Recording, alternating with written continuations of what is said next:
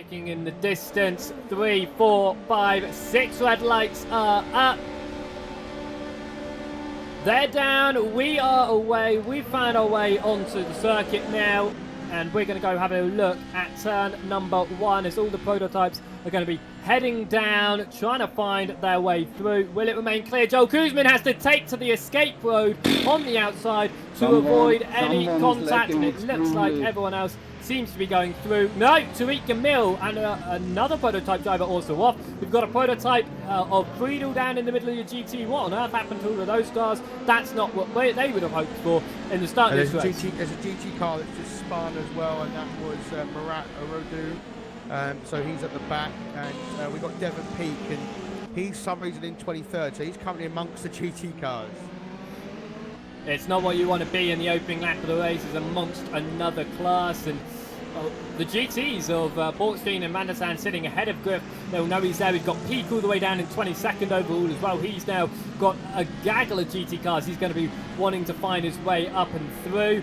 But Brits now, made it past without any real hassle there. So that sensible driving. Yeah, that's very good news indeed. As Cynic has already pulled a 2.5 second gap over Aira. Aira not having as much luck in pulling a gap over Jeffrey Tazanon.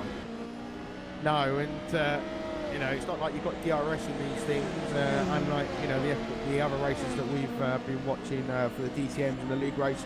You know, make sure you check out that next Sunday. But yeah, already a second and a half. Joel, will be kicking himself. Not the greatest start. Qualified in 3rd, and he's sat down in 5th. He lost 2 places at the start. So, but I can still see that Devon Peak is still in 25th position. Here they go. So we're almost coming up to 10 minutes in. That means that the pit window will be opening very shortly. I don't think we'll see anyone come down pit lane before half an hour, at least half an hour's gone. Oh, it's too early for that. As through goes Aira. Yeah. I think Cynic led him through. Yeah, I do too. Yeah, I was about to say that was a bit easy. Look, maybe I think we said this before in other races. There's a long way to go, especially with this one. It's a 90-minute race, an hour and 22 minutes remaining. He could probably see that he's faster him at the moment. Cynic may be faster in the next phase. So, and sometimes, you know what?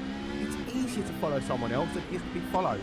So, oh, definitely. The pressure that's on you when you're having to look in your mirror all the time to look at the guy behind is so much harder. Yeah, just sit behind the guy. Just take it easy.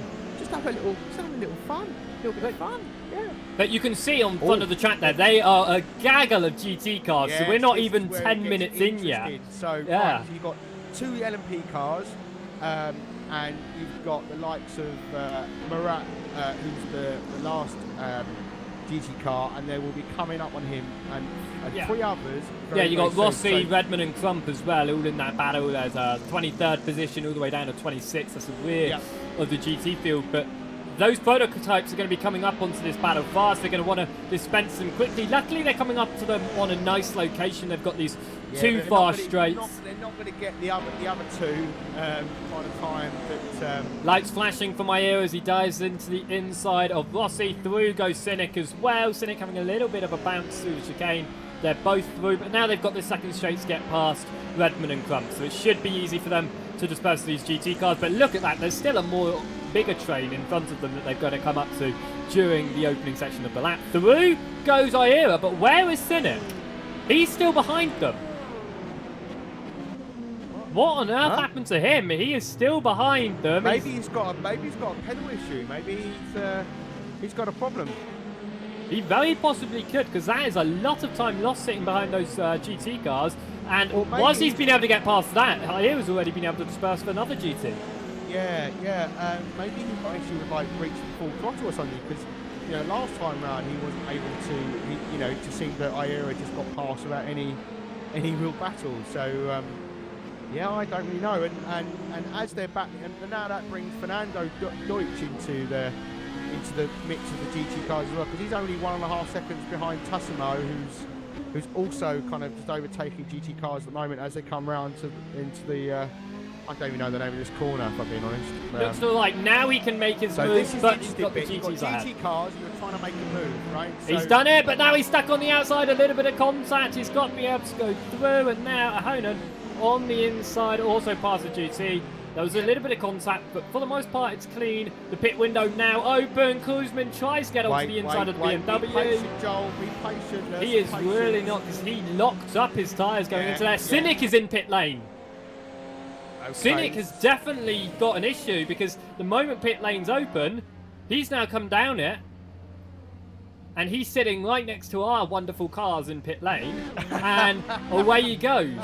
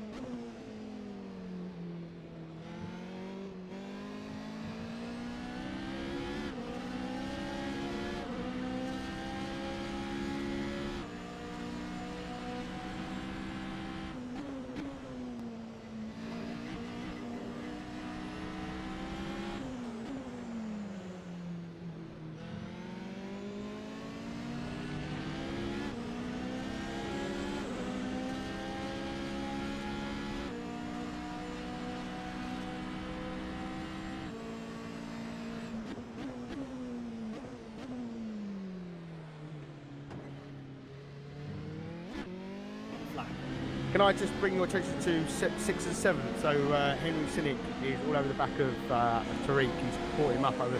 So he was the first man to pit. We don't really know why he pitted. He might have had a technical issue of some description, or he didn't have enough fuel, like you said, in the car, because he started backing off down straight. But he's all over the back of Tariq as they overtake one of the back markers of GT cars. So he's looking as we come into the right-hander. And we're going to be heading up to the Michael Schumacher S's in a moment. He's got a really good exit out there compared to, wow. He had to back off there, otherwise he's going to go into the back of Tariq by the looks of it. And that's probably got, I would imagine, because his tyres are a little bit fresher. So he's going to want to get a little bit closer as soon as possible. Indeed, there are a number of great battles in both your prototypes and your GT fields, but specifically in your prototypes right at the front at the moment, as that 3-car train for P number 3 remains in the same order that was last lap, but whoa, Kuzmin's around and into the wall. I saw him wobble. I thought he actually, thought he hit the rear end of Deutsch. He didn't. He's now got to find a safe time to get back onto the track, as wow, he's had to slam straight into the barrier to avoid being hit there, as that was a very dangerous time to turn around. He's back again, down in P7. A lot of time lost in there. Yeah, and he cut across the track as a couple of GT cars were coming down there. So yeah, he's now 9 seconds behind Henry Cynic, who's just making a move now on Tariq Gamil. On the inside, as you've got a GT car, so Tariq up on the inside, but Cynic's stuck behind the GT. As they get past the GT, so that definitely looked like it was a little bit of contact between the two prototypes, though, as Cynic got back onto the racing line to get around the GT. But now they've been these two are 10 seconds behind fourth place Fernando Deutsch. So I don't think they'll be able to close it unless they sort of stop battling each other. They just sort of work together and try to catch up, but I don't see that happening. We've still got about 54 minutes left in this race. This is pit lane as well. He's currently in 24th position. Yes, Rossi down pit lane in 25th now, as Odogdu moves up to 24th. It doesn't look like Odogdu getting the hang of that callback during the course of this race, but Deutsch down pit lane. Ahonen has jumped down with him, and that places Cynic into P number 3. But I'm expecting a second stop is needed from that Toyota machine following his very early first stop, just 10 minutes into the race, following some sort of issue as this race. Cynic will go into second, but will he need another pit stop? I'm going to assume, because otherwise he's going to have run 1 hour and 20 minutes, which I don't think... He could possibly do it on tyres, but I don't think it's possible on a tank of fuel. I don't think that the fuel tanks are big enough for that. Cynic still out on the track, yet to come down pit. Giuseppe Aiera's in pit lane. Your race leader has come down for a second Why does stop. this car have to have so much Look at freaking that. torque? See? Look like I've got a bit of a crystal ball. Well, I thought he could do a one-stop because Tazanoy Well, was able to go. 21 minutes remain. Well, Like, Tazanoy was able to go 55 minutes on that tank of fuel.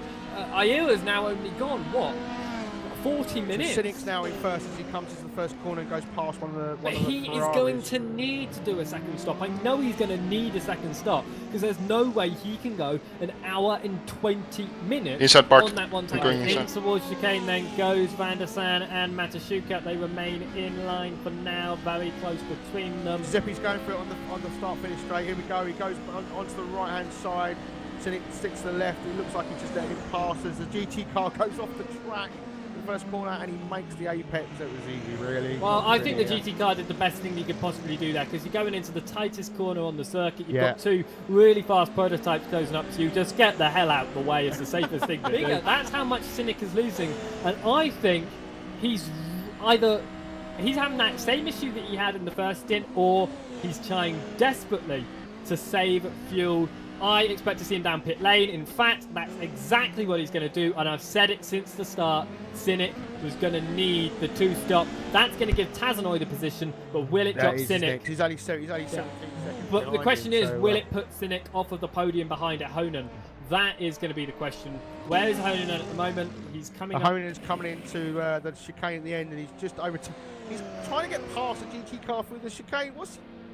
Through the madness. That's the battle for P number 2 in class, actually, that he was just trying to interfere with. In fact, it looks like he's going to move into because Cynic is still sitting still. So yep, Cynic is and also still I think Cynic might move down into about 6th, but no, 5th. He's going to be in 5th when he leaves the pits because Deutsch, who's in 6th, is just coming up to the final chicane at the end. So yeah, he's going to be 2nd to 5th. Sorry, Aki.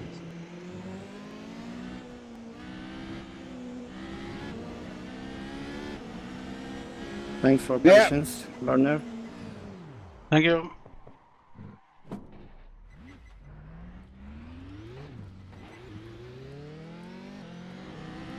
I'm sorry, that may be my fault. Here.